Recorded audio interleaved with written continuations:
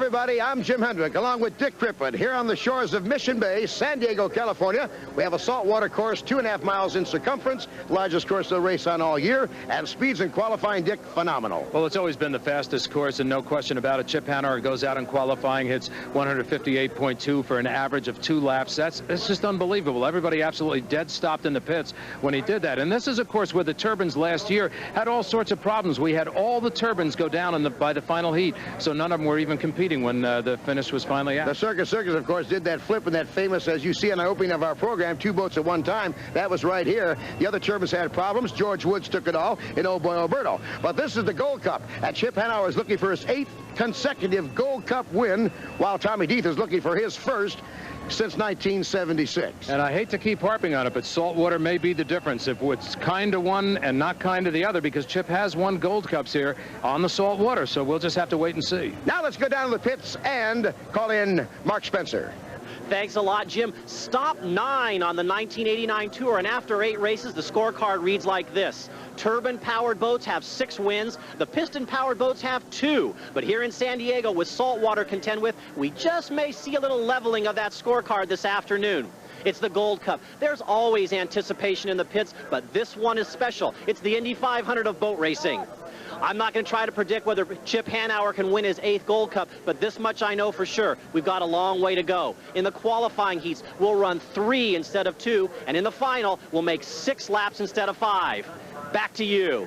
All right, Mark, now let's check the blockbuster weather, if you will, Dick Crippen. All right, 82 degrees for the temperature, 78% humidity, southwest winds about 10 to 15 knots, a little overcast. There is a chance of rain, and we're going to have to keep an eye on it, because if it does start raining, that means usually there's some sort of a front coming through, and it could pick up the winds a little bit. 12 boats have qualified for the 1989 Budweiser APBA Gold Cup. We have a lot of action coming right up, and we'll be right back with all that action.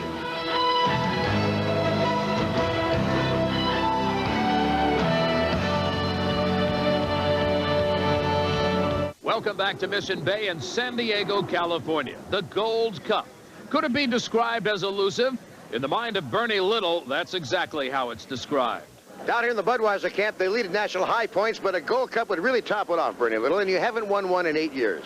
You're right. Today is our day, and we've been running good all week, and I think that today we'll take our 6th Gold Cup home. You realize that in the 5 Gold Cups you have won in the Budweiser camp, that your very first one came in this town 20 years ago. Yeah, it sure has, and we've met with our crew, our driver Tom Deeth, and Tom's up for it, and today's the day. Well, they'll start right out in the first race of the day, along with the Holset Miss Mazda. Mike Hansen, the driver. Oh Boy Alberto, driven by George Woods Jr. The Cooper's Express U3, Mitch Evans, the driver. In the Mr. Pringles, Scott Pierce, the U8. U10, the Winston Eagle, Larry Lauterbach. And rounding out the field, the U1, the Miss Budweiser, Tom Deeth. Now, Dick, this is our first action of the day, actually a restart of Heat 1A. The original start canceled when a fire broke out aboard the Holset Miss Mazda. As they come down to the start, in lane number 2, Miss Budweiser with Tommy Deeth hits the line on the money, chased in the inside by Oh Boy Alberto. And watch Oh Boy Alberto carefully.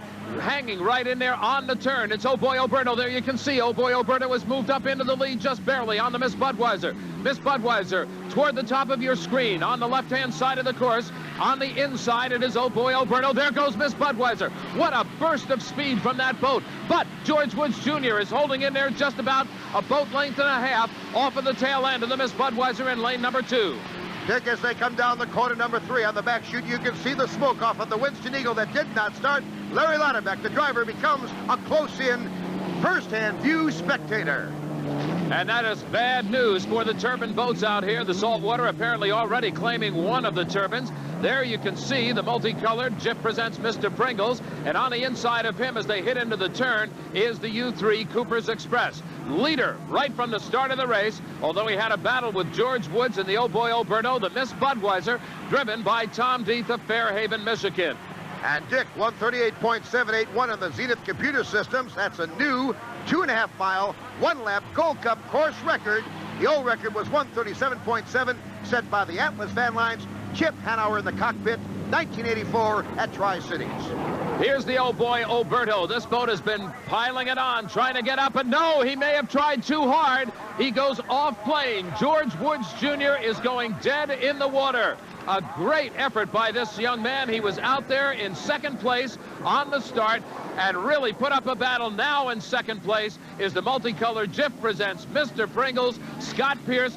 And one thing we might point out, a lot of the boats look a little bit different. They're racing in salt water. They're experimenting with how to keep the salt out of the engine. You'll notice on this particular boat, as the Miss Budweiser in this particular race, the air scoop is designed to bring the air in behind the turbine engine so they don't get the rush of salt water into the front of it. Cooper's Express riding in third place. This is Mitch Evans. He doesn't have any problem with salt water. As a matter of fact, I'm sure he, along with George Woods and some of the others, are kind of sitting back and hoping that maybe some of these turbines will have some problems out there. As we look at the Miss Budweiser coming around on the outside, currently in first place, here's your second place boat, Mr. Pringles, Scott Pierce in the driver's seat. And we're coming down to the checkered flag for the Miss Budweiser. Now on the outside, the left-hand side of your screen. These boats are not actually competing in this sense because Budweiser is about to lap the inside boat. The checkered flag is out. Tommy Deeth in the Miss Budweiser. Great way to start the day on Gold Cup Sunday. And Dickie's going to set another record. This will be for a 15-mile heat on a 2.5-mile Gold Cup course. Average is 134.3, the old record. Another Miss Budweiser, driven by Jim Cropfield in 1984 at 133.5. Good drive by Tom Deeth. He takes the win. Here are your results in Heat 1A. Mr. Pringles second, Cooper's Express third. There's the rest of the results down the line. Let's go to Jim Hendrick with the winning driver. Jim? Bernie Little, of course, and the driver, Tom Deeth. Tommy, you look like you're kind of cruising there the last couple of laps. Well, not really cruising, but the Miss Budweiser was running fantastic. We're just really pleased, and the guys did a great job preparing the boat. Proud of them. Every time you hear a burble in the compression, you kind of jump, Bernie? Oh, yeah, I turned my head blue. Yeah, right, I did, Jim. But he's running real well, and we'll be in there for the finish. And there'll be more action coming up as we continue. Dick Crippen along with Jim Hendrick and Mark Spencer. More from San Diego after this. During each of our races, we like to present to you the Zenith Performance Corner so you can learn a little bit more about unlimited hydroplane racing. Here's Jim Hendrick. To win an unlimited hydroplane race, you not only have to go fast, this boat better be able to turn, and it better be able to turn at a tight radius at high speeds. Now, of course, there's the steering wheel the pilot has. There's cabling back to the rudder system. There is the skid fin on the left side to keep you in those tight turns.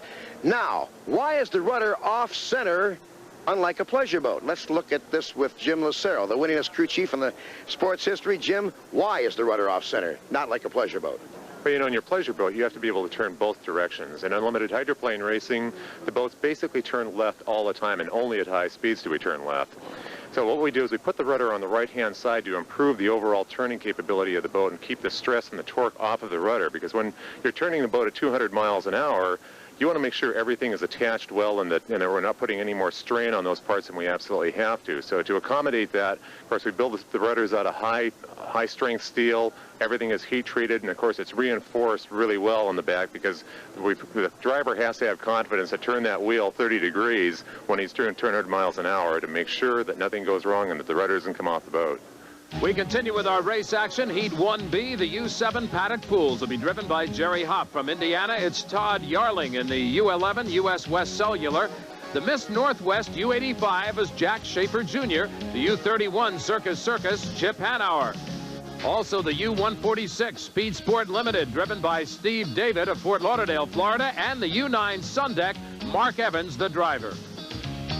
Out of this 10-race season, if you only win the Gold Cup, you've had a successful year. It's the most prestigious trophy in powerboat racing. Let's go down to the pits and Dick Crippen. Dick? When you talk about Gold Cup, the name Chip Hanauer follows it without any hesitation whatsoever. It has been more or less a monopoly for you.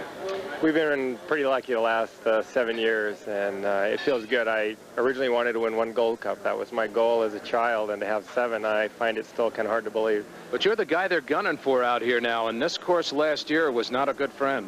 No, this course has been feast or famine for us. I have won Gold Cups here in the saltwater with a turbine, and everything went well, but it's about the only time in recent history that this course has been kind to me. And now the start of Heat 1B, and the only man there on time is that man, Chip Hanauer in the Circus. Dick, 158 plus mile an hour in qualifying. That's the fastest any man has ever gone on any body of water in the unlimited history. And again, we remind all the viewers that we're talking about 2 straightaways and in essence 4 turns. So there are no banks on those turns. In order to hit that kind of a speed, he's got to hit about 200 miles an hour or more on the straightaways. A great ride for Chip Hanauer. Another thing we can point out, we talked earlier in Heat 1A about the redesign of the cowlings on the Miss Budweiser and the Jip Presents Mr. Pringles. This is the same cowling they've been running with all year long on the Circus Circus. This boat running again the second time this year for Easter Seals, the U-146 Stephen David. Great shot of the Circus Circus, but you can see how he nailed the start, had his nose of the hydroplane on the start line when the final second ticked off. A flying start at upwards of 200 miles an hour. He left everybody else literally in his wake. It's a credit to the crew of the Circus Circus as the boat we're looking at. You can remember in Syracuse, I thought it would never be repaired. Uh-oh, we have a problem now with U.S. West Cellular. Todd Yelling has a problem. His turbine goes quiet. He's dead in the water. That's the second turbine to be affected by the salt water today. The Winston Eagle affected in the first heat. Here's the Miss Easter Seals.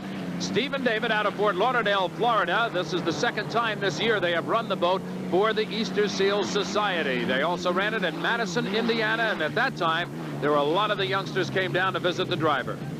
We have a battle going on for third place. It's Midmark Distributors on the inside. On the outside, Jack Schaefer Jr. in the Miss Northwest, and Jack Schaefer takes the lead.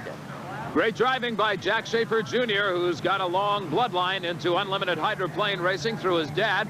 There you can see that shot. Jack Schaefer just powers on down the straightaway and takes over third place. So in the lead, it's the Circus Circus boat with Chip Hanauer. Second place, Miss Easter Seals, Stephen David of Fort Lauderdale, Florida. Third place now, the Miss Northwest, the boat coming head on into your screen there. Jack Schaefer Jr. Right behind him is Midmark Distributors, Jerry Hopp, the driver, and we close in on that boat. Here's second place, Stephen David, who's a real estate agent and actually owns a couple of Century 21s down in the Fort Lauderdale area. Chip Hanauer looks like he's going for a Sunday drive with the family. As he's way out in front in smooth water, he'll pick up 400 important points to qualify for the final. The checker flag is out.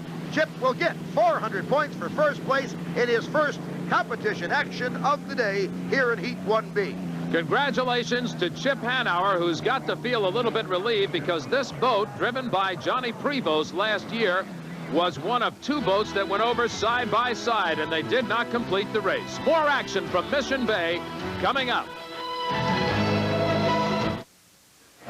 What a fantastic view there of Mission Bay, San Diego, California, and the several 100,000 that are on hand to watch the Gold Cup competition for unlimited hydroplanes. Heat 1B, Circus Circus the winner, followed by Miss Easter Seals and the Midmark Distributor. The rest of the boats did not finish.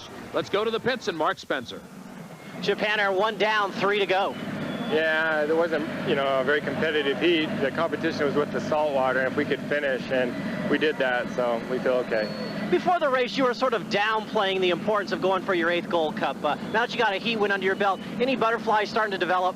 No, there's no butterflies, no more butterflies for this race than any other race. I want to win this race as bad as I do any other, but there's no point in really thinking of the significance of the Gold Cup or the 8th streak right now. I just worry about the next heat and just take the day as it comes. It's going to be a long one.